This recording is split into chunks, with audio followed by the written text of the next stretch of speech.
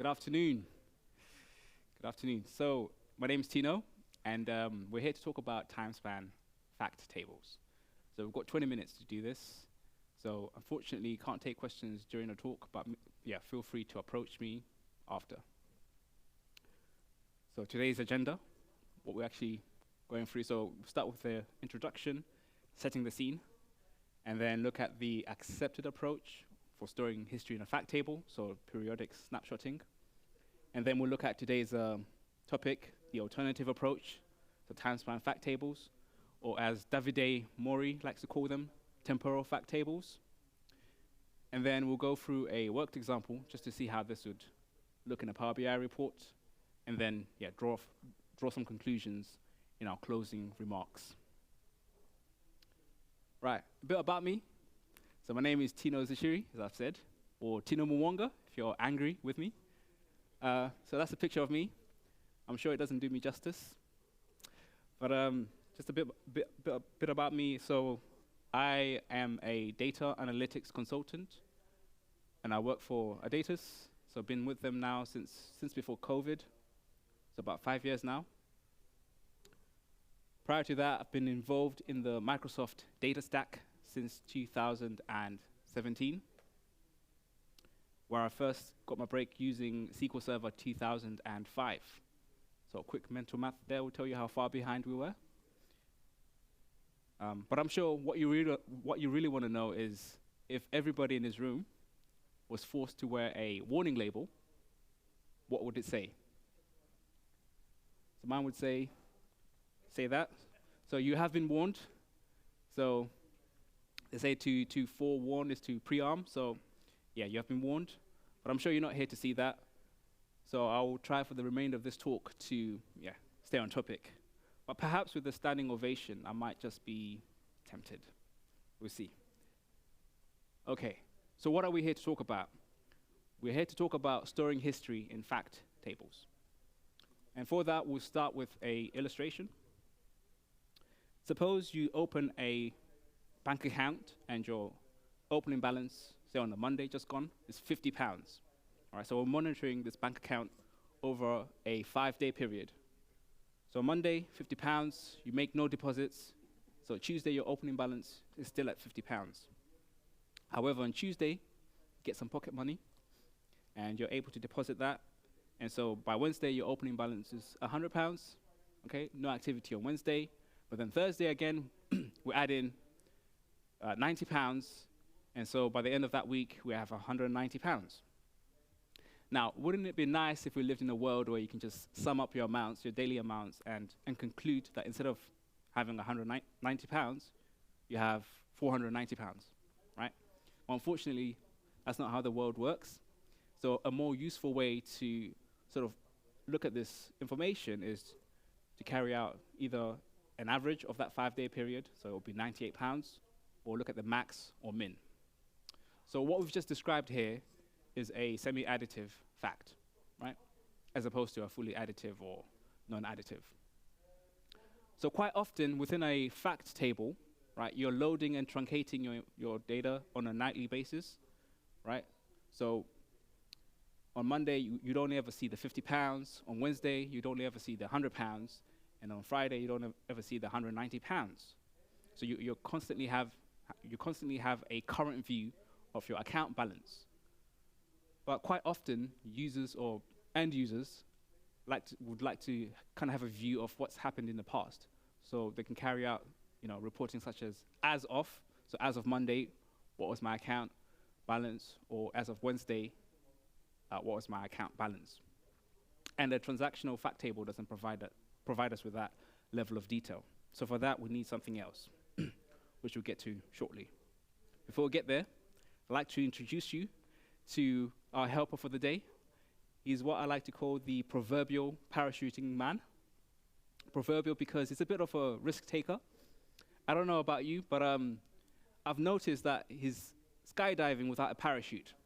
Could be just me.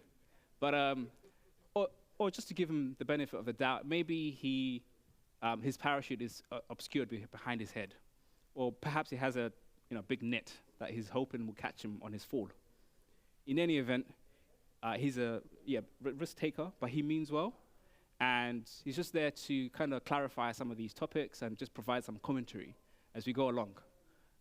So yeah, he'll be popping up from time to time, and I wonder if you can see if there's a fire hazard in there somewhere. I'll leave that to you to judge that. Okay, so we're just going to look at the first structure, so periodic snapshotting.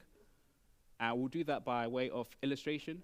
Again, this is intermediate talk, so we're not going to go into sort of how the mechanics of that works. But yeah, you can consult the Kimball book. It's got a full treatment on that. But yeah, just to sort of illustrate how the periodic snapshot works. So you have your time period that you're measuring or that you're monitoring. So it could be a daily, a weekly, or monthly snapshot. So you've got your time period here.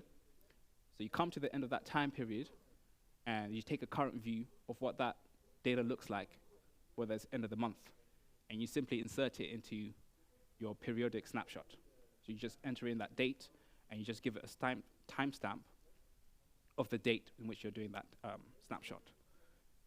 And so the analogy continues. You should do the same for the remaining time periods. So quite simple. Yes, take a picture. Right. And this is how it would look within a SQL table, right? So we're taking a monthly snapshot, and say the month just gone, February 29th, right? So our balance account was at £50. So the next time we then do a snapshot will be end of this month. So we'll see that it's £190. But you might notice that we lose some level of flexibility or granularity, right? So we don't see the movements that happen during the week. So from £50 to £100 to then arrive at £190. So you might think to yourself, okay, why don't I do a daily snapshot? And you can. And this is how it would look, right? So you're able to see that on the Tuesday, the 20th, your amount increased from £50 to £100, and then on the Friday, went from £100 to £190. That's all good, but as you can see, we introduce a lot of redundancy, right? So we're just repeating we're repeating the rows, essentially, but there's no added value for doing so. I know as dimensional modelers, we have a bias for redundancy, but we're sort of adding information without really adding any value. And this is just a diagram showing how that logical data model would look for the scenario. So you have your fact table, so your account balance, fact table, and then you've got your periodic snapshot. So you've got two fact tables. Okay. So on to the topic of the day, Timespan Fact Tables. So immediately you see that instead of having two fact tables to maintain, we just have one fact table. Crucially, what we do to this fact table is we add a few attributes. So we add a valid from, a valid to, and an is current column, right? In much the same way you would for a slowly changing type 2 dimension. Alongside that, we add in a date range key, and this is just a concatenation of your valid from and valid to date.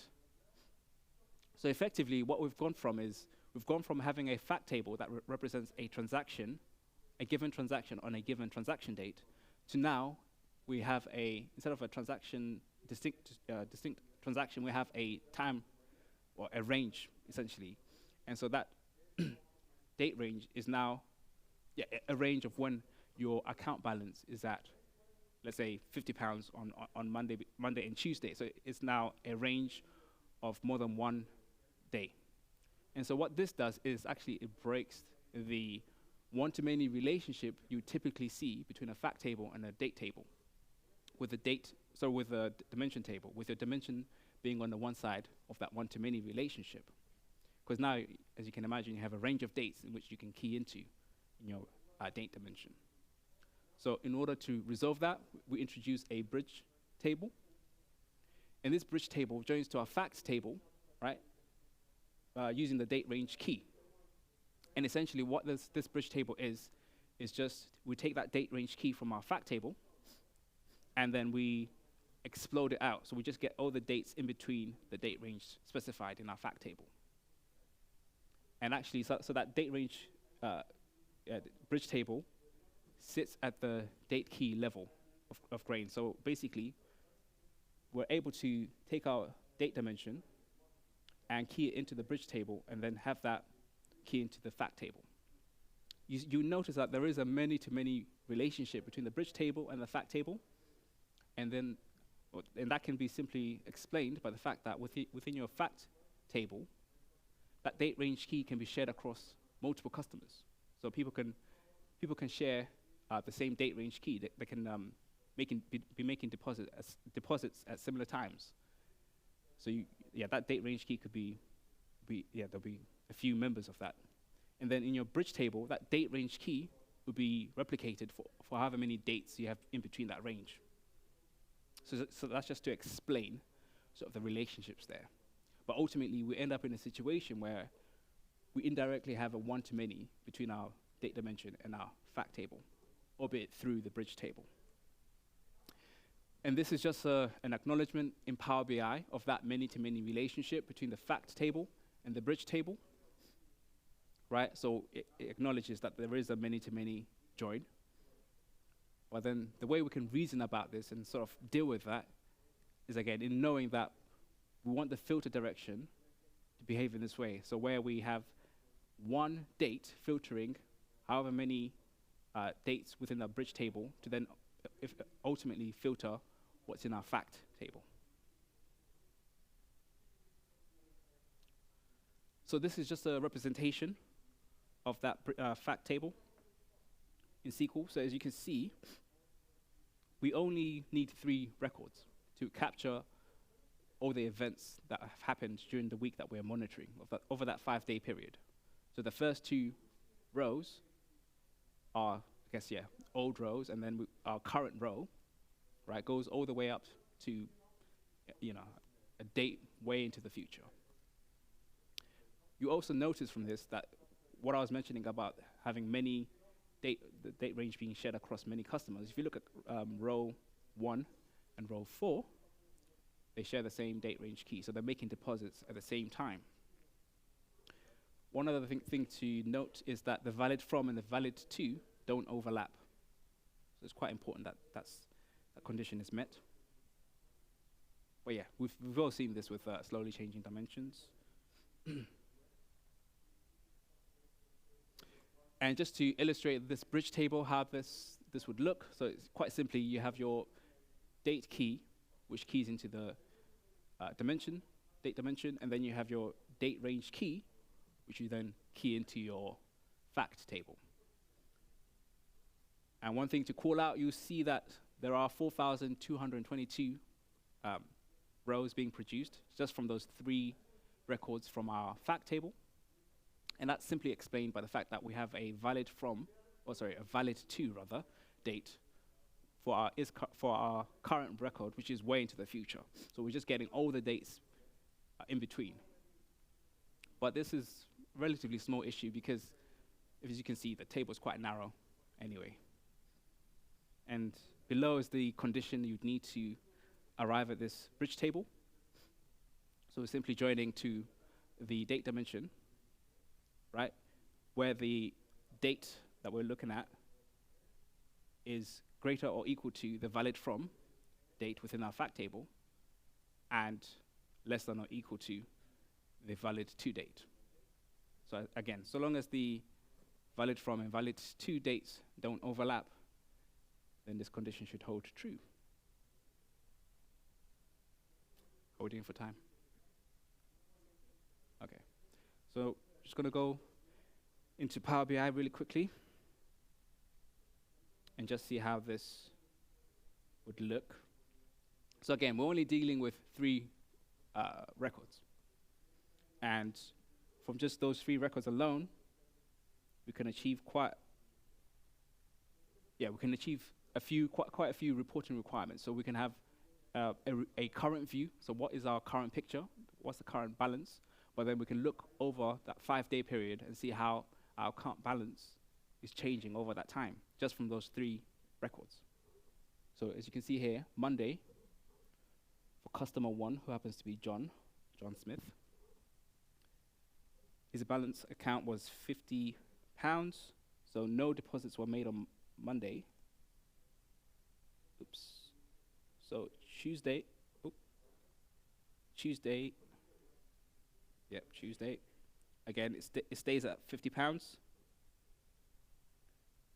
But then we make a deposit on Tuesday, so that Wednesday's opening balance is now reflecting as £100, right?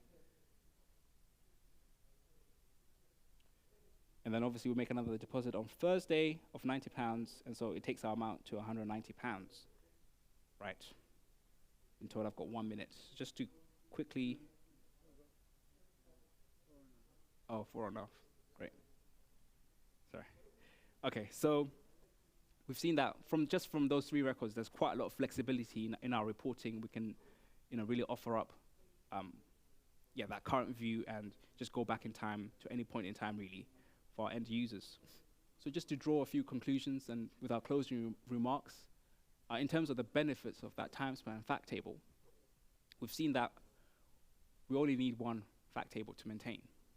That means just one stored procedure for whatever entity that you are reporting on, right? Whereas in the case of your periodic snapshot, you have your transactional fact table, and then you have your snapshotting that you need to also concern yourself with.